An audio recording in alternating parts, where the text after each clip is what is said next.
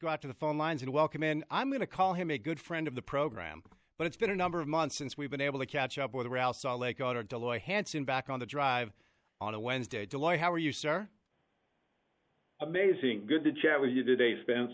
And we appreciate your time, certainly, and there's a lot that we want to get to, and I know there's a lot that you would like to talk about, but I want to start here. It's been about 11 weeks, Deloy, since the NBA suspended their season, MLS, and everything else kind of followed suit. What has the last 11 weeks been like for you?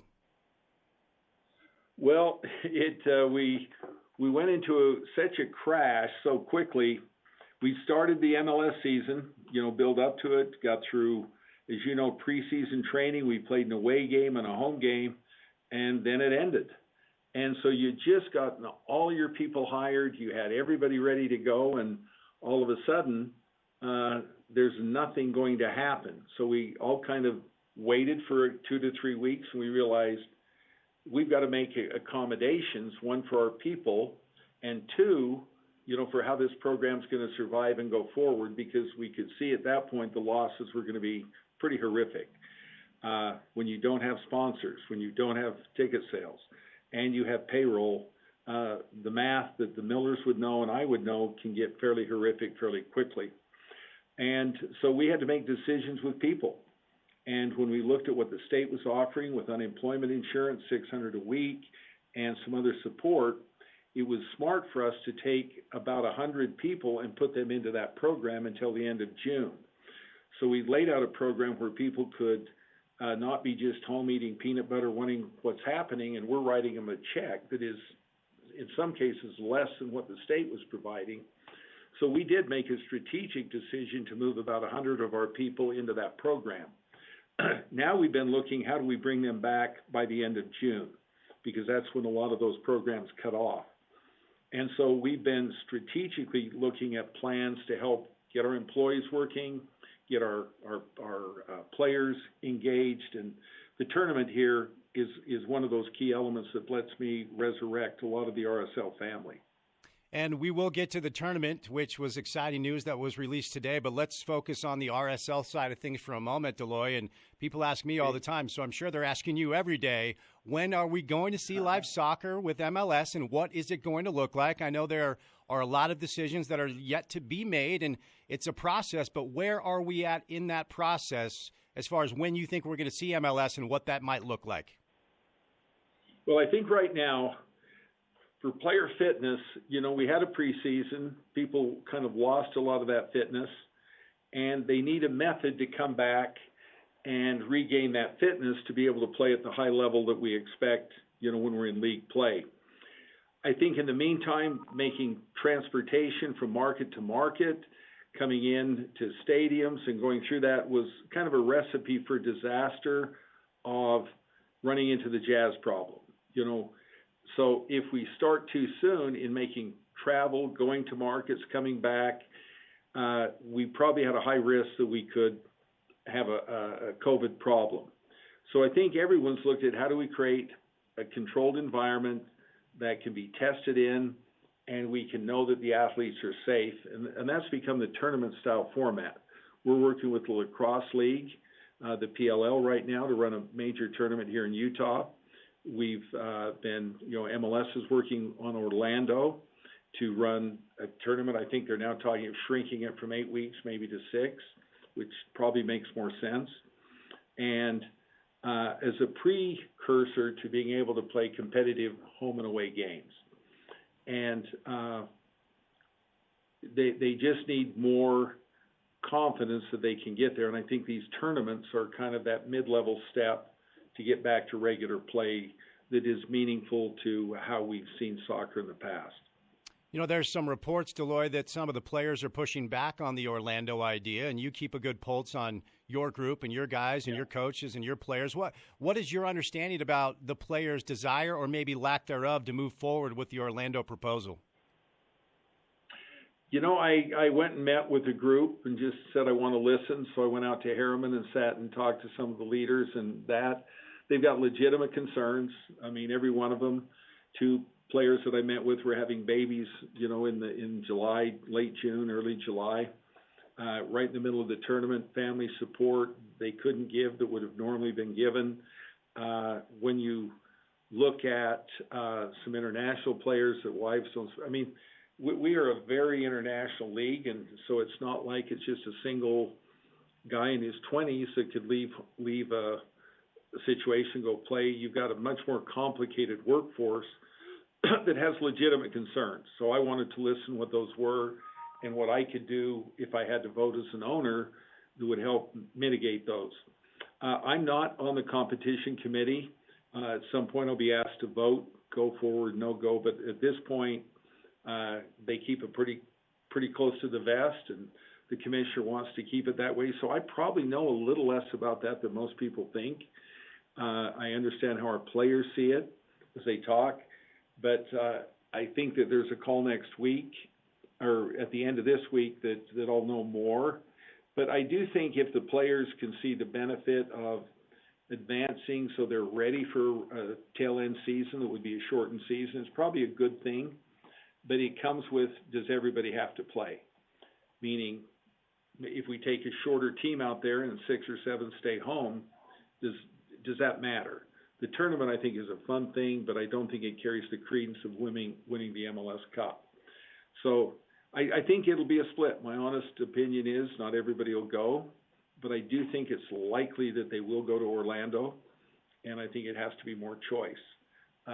But then later in the year, if we don't have a resurgence of COVID, we get some charter airlines worked out, we get better protocols, how we can come and play each other and be safe. I do think there's a high expectation that by August, we would be playing competitive games in our stadium. An expectation, but if the data said there's a resurgence, all bets are off. So we have to play it day by day. We have to have hope. We have to have faith that if we're given the opportunity, we have the protocols and the staff ready to execute on that, to create a safe fan and player environment. And the more we work on it, the better we're getting at it. I can tell you that. We're getting smarter every day. So is the plan, and Deloy Hansen is with us, RSL owner, is the plan right now, and we know that a lot can change, Deloy, certainly, and a lot might, and that's okay, but is the plan right now to have staff back at full capacity, the staff back from furloughs and such, in August for the live games to be played? Well, I think most staff that would have been there anyway, will be brought back from coaching and trainers. And even better, as we engage this tournament, we'll be able to reinstate some of the wages. People, were voluntarily cut back 20%. We're looking, which we've already reinstated a number. We're going through that on a phased basis to make sure that we've got the work that's there. I think if you come to, there's two sides.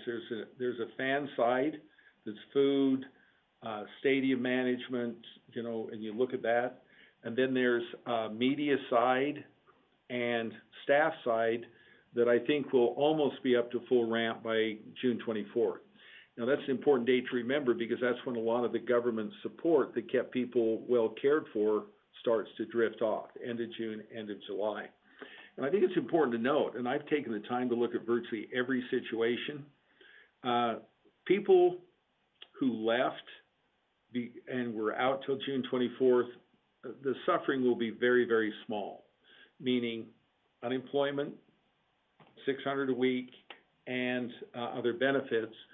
We've been able to weather what I would call the income crisis of people affiliated in a very good way. I looked at one person making $35,000, and by the time they collected the government, they're making $46,000.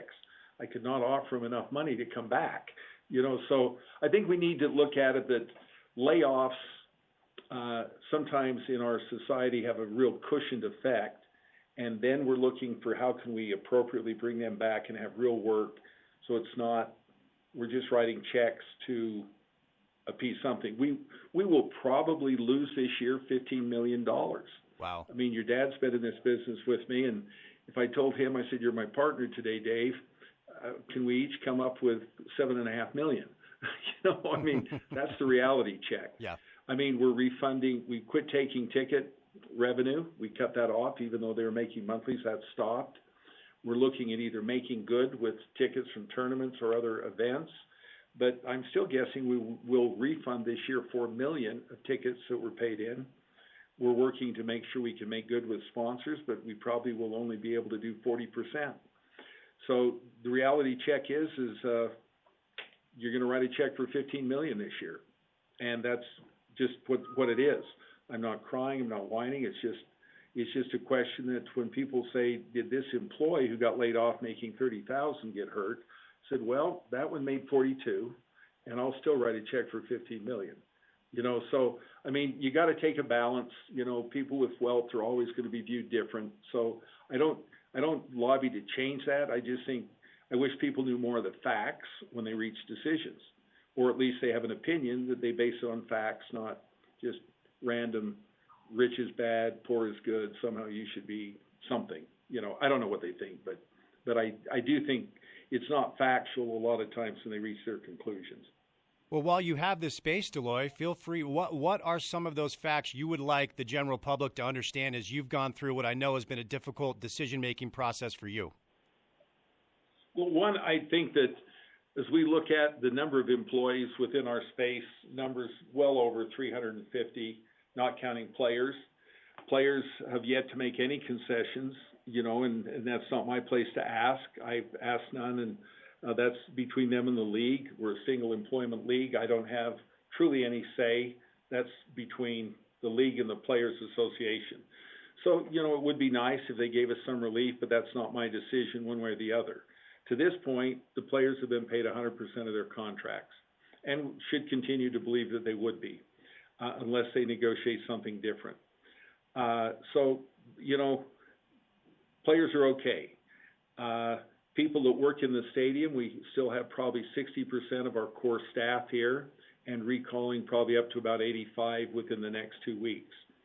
And those people that were out probably had very similar incomes. And a lot of them were mothers that really enjoyed when their kids were out of daycare and school that they could spend time with them. I know 3 mothers I talked to that actually were grateful that they could work limited work, get the $600, get the unemployment, and spend the summer with their kids and really not have much bite out of their income. So there's a lot of sociological things that went along with this, that we could help people support their families at home when their kids were not in school. And I think that was a good thing that the organization was able to do. But my whole goal is to recall, I'd love that we have a robust Royal season, that we'd have a robust Monarch season, and that in August, if we had that, we'd have to have everyone back because we can't run this stadium with fewer people. So the real thing is if we want people working, we have to have work. And I'm working as hard as I can to create that work so that people can come back. And that is my mantra. The only fear we have is fear itself. So we need to look at those fears and then come up with rational ways to manage them so that we can work. And that is the end game. Fear alone will not get us there. Data, science, good working processes, will get us through this. And this is long term. For me, it's 2 years. So when I'm sitting here thinking that all of a sudden tomorrow it'll go away because it's summer, that's just a pipe dream. Won't exist, won't happen. We have to learn how to work in this environment so that we can keep people busy, athletes developing, and that America does not fall into an abysmal depression.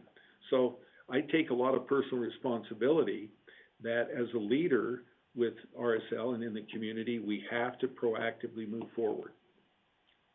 I'm curious, Deloy, That's my speech. Yeah, and look, that was spot on, and I appreciate that response. I want you to know that sincerely. But I am curious, are you guys getting pressure from TV partners? Like right now, the NBA, they're trying to get content on television because without the game day experience that takes away ticket rip, food and bev, merch, all that stuff, the NBA really needs that TV money. I know the TV deals are different in MLS. Yeah. Are you guys getting some pressure from your TV partners to put some content on television?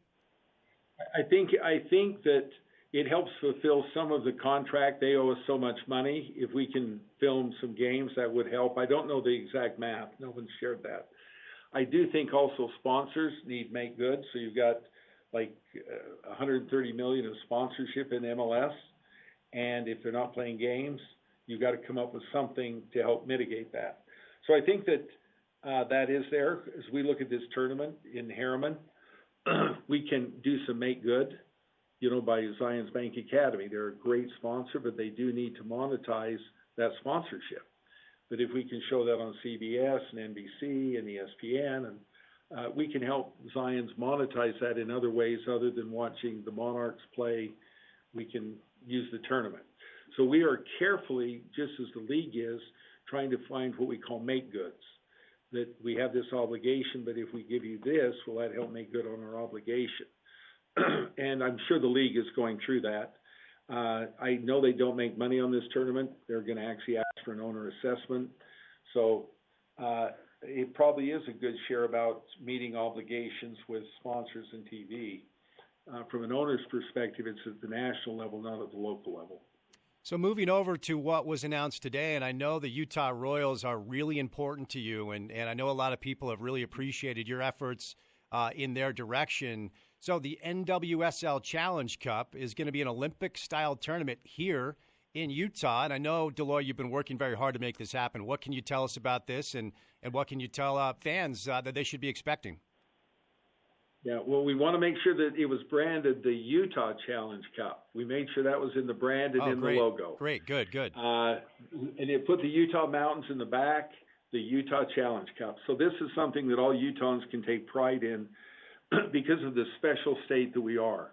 I don't say that with any lack of absolute belief that Utah has a whole different can-do spirit, cooperation than other states. I work in 8 different states. Utah is unique. It has a political environment that people say, how can we help? It says, how do we help business and employees and schools move forward? And you couldn't pick, a better governor than Governor Herbert. He met with Lisa Baird, who flew in from New York to do a 2-day tour of facilities, health, and really a rigorous assessment of the ability to pull this tournament off in a proactive and unique way. We went up and met with the governor and Spencer Cox, thoughtful, careful, looking out for Utahns, looking out for that there's nothing lost to Utahns and help in our testing, that we wouldn't replace any testing the athletes need with testing that Utahns would be entitled to. Very proactive with General Burton, who's over the health care. We partnered with UARP and University of Utah Medical. Amazing people in each level. The league is prepared with a great medical team, University of Utah and UARP partnering, working with the mayor, Mayor Wilson in Salt Lake County. We're meeting with Harriman on Wednesday. We've had thumbs up there. If you're proactive in meeting true science and true protocols, we've had nothing but great support, and good scrutiny of the plan. And I just thank our government. I mean, I could be in a lot of places I wouldn't want to be, and I'm grateful through COVID I live in Utah, for sure.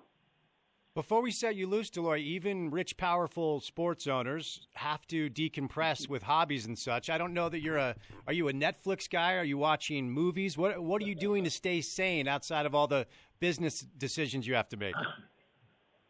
Well, I've got a great wife, and we obviously go for walks and exercise.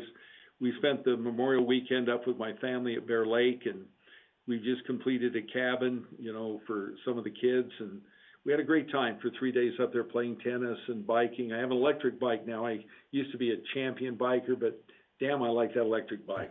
When I'm going up a hill, I like to put a little power on it anymore. So right. At 67, I don't like 2 miles of climb without any rest. But get out and bike and do that. A lot of reading at this point. I like World War II movies, so I've kind of watched a few series on World War II. It's been illustrative. Watching the Grant thing on the History Channel right now, that's kind of fun. So I look forward tonight to go home and watch that 3rd episode of the Grant trilogy during the Civil War.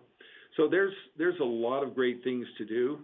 I'm grateful that I work with people like you, Spence, that wake up every day, put your time in, do a great job. I've been lucky to partner with a lot of great people in the world.